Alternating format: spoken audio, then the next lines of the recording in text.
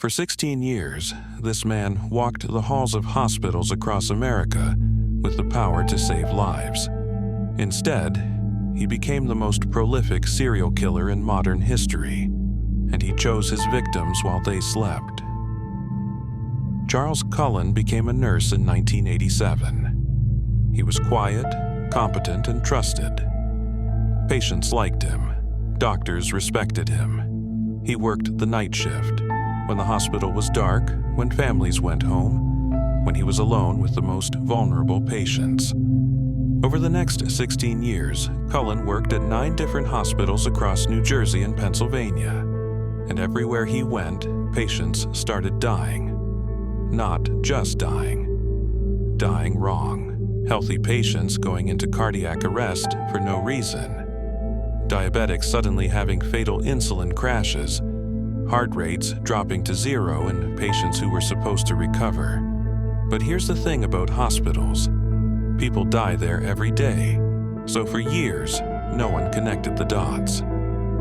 Cullen's method was terrifyingly simple. He'd wait until his shift started. Then he'd go to the medication dispensary and access drugs he had no authorization to touch. Digoxin, insulin, epinephrine, all medications that, in the wrong doses, could stop a human heart. He'd fill a syringe, walk to a patient's room, and inject it directly into their IV line. Then he'd walk away.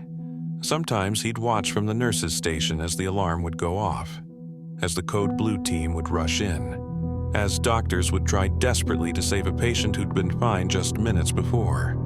Other times, he wouldn't even stay to watch.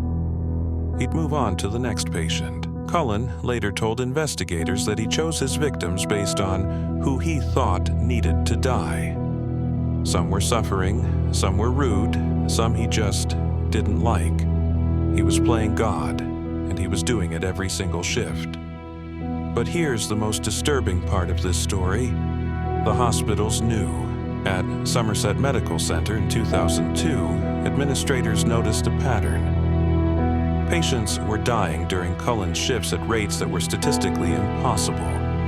They launched an internal investigation. They found evidence: unauthorized drug access, patients dying right after Cullen had been in their rooms. The pattern was undeniable. So what did they do? They quietly asked him to resign. They didn't call the police. They didn't warn other hospitals. They just let him leave. And Cullen went directly to another hospital and kept killing. This happened at multiple facilities. Hospitals would notice the deaths, investigate, find evidence pointing to Cullen, and then just let him resign and move on to avoid the liability and bad publicity. For 16 years, this cycle continued, hospitals protecting their reputation while Cullen moved from facility to facility, killing with impunity. Finally, in 2003, a detective named Amy Ridgway noticed what no one else had: the pattern across hospitals. She tracked Cullen down and brought him in for questioning. And after hours of interrogation, Charles Cullen did something unexpected. He confessed, not to a few murders, not to dozens. He confessed to killing approximately 400 patients over 16 years. 400. He couldn't even remember all their names. He couldn't remember all their faces.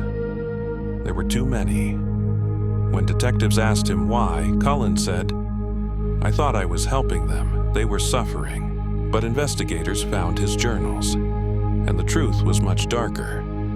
Cullen wrote about the power he felt, the control, the ability to decide when someone's time was up. Charles Cullen was arrested on December 12, 2003. He pled guilty to 29 murders, but only because those were the only cases prosecutors could definitively prove. Investigators believe the real number is over 400, making him potentially the most prolific serial killer in American history. He was sentenced to 11 consecutive life sentences. He will never be eligible for parole. But here's what still haunts the victims' families.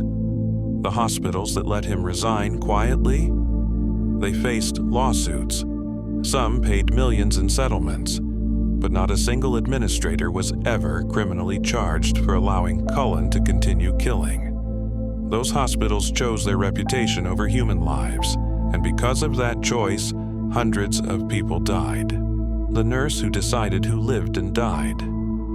Today, Charles Cullen sits in a maximum security prison in New Jersey, and every year he receives letters. Not hate mail, not from victims' families, letters from other healthcare workers confessing to similar crimes.